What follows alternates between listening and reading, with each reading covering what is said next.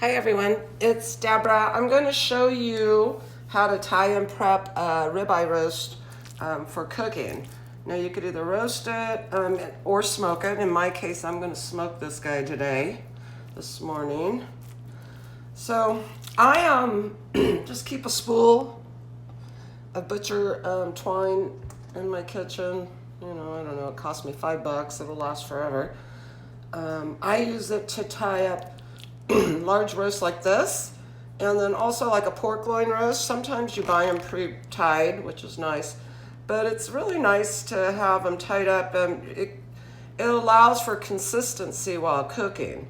Plus it looks really cool, but for presentation. So the basic to start it, you just do a basic tie knot like you would tying your shoes, or at least this is the way I do it. And then tie a knot there. And then you want to go all the way back. So here it is. You know, I'm not a professional butcher, so don't feel bad if you have to redo it. But you want the loop to go towards you, and then you bring it around the bottom of the roast. And then we pull it tight again. Now I keep this string because we're going to tie it off. This end string will get tied off to the last one. So, and then you want to pull the string tight. And the whole point of this is to have it nice and tight, so when it's cooking, it keeps its form and it stays consistent through. So you go towards you with the loop, under, and then bring it around the meat.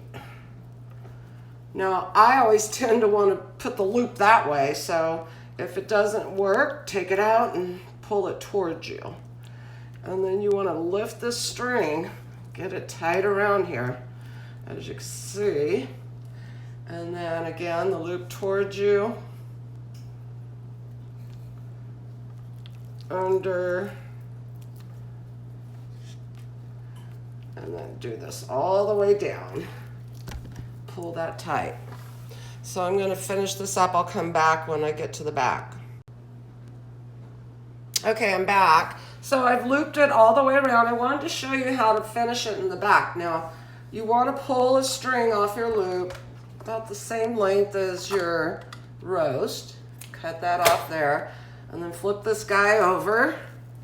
And now you can see the ribs in the back. All you do there is pull it through, pull it tight, and then do the same all the way down. Just pull it tight. Now, if you don't want to mess with all this and do this, have your butcher do it when you buy the meat. That always works too. And if you don't want it at all, it's not necessary, I guess. You could cook it without it. I've done that plenty of times too. But I just wanted to show you the trick if you do want to tie these, how to do that. I do think it keeps it the consistency of the meat, and it keeps it tight and the shape formed, so as it cooks it doesn't, you know, spread out. Plus it looks really cool. So you go all the way down. It's funny if you have your butcher do it, you watch him do it, he does it in like 20 seconds. It takes us home cooks a little bit longer because we don't do it every day. And then once you get to the end, flip it back over. Remember that string I told you to save? Then you just tie it right there. And that is how, just a regular knot. And that is how you wrap a roast, a ribeye roast. Now you can see, I wanted to show you, I left some fat on here, but before I tied it, this thing had a whole sheet of fat on it.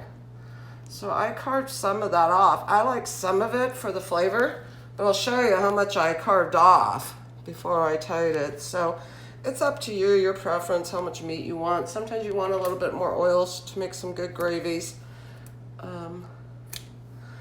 Okay, that's how you tie a rib roast at home. Next I'll show you how to season this. I'll show you my recipe for that.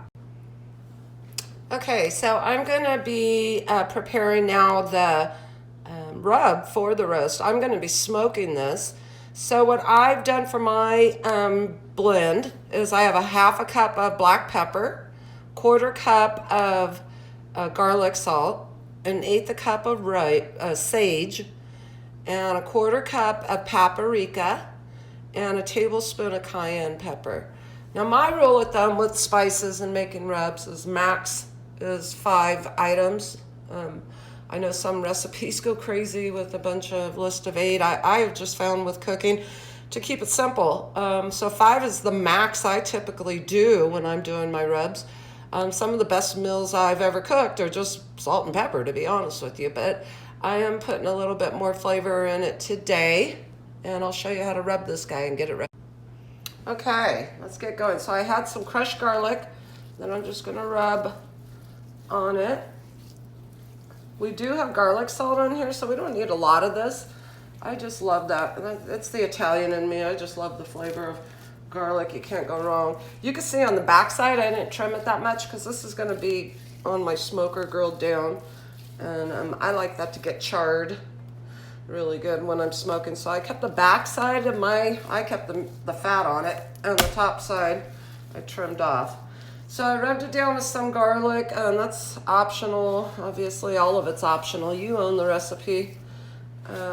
Same with spices. You know, if you don't feel comfortable with spices, the recipe I gave you works well. It tastes really good. Experiment, though. I mean, the worst thing that can happen is you put too much of something in it, and next time you cook, you don't do it. That's how you learn. At least that's how I've learned over the years. So you just rub this guy down. This is the mix that I showed you. Flip it over. You want to get a good coat on it. I don't like to go crazy on it, even though I love it. A good season, it could overwhelm the flavor of it. So I've always done with cooking, keep it simple. I put salt on it, but I do limit it. I figure if people want more salt, they could add it later. So I just do it to flavor. Now, when you cook this meat, you want to cook it at room temperature. And if you bake it, you're going to bake it at 325. I like the middle to be rare, so I pull it off between 120 and 125 degrees, and then I let it sit for an hour. So it's important to start beef when it's room temperature to cook it, and then it's also important when it's done to let it sit an hour. That just kind of seals the deal, quality. So anyways, rub it in, and there it is. Now we're ready. So you could either put it in the oven or throw it on a roaster like I am going to do. I'm going to show another video of how to do that. So if you want to find that. Okay, you all know how to get a hold of me if you have any questions. And those that don't, just message me on YouTube, and I'll answer your questions.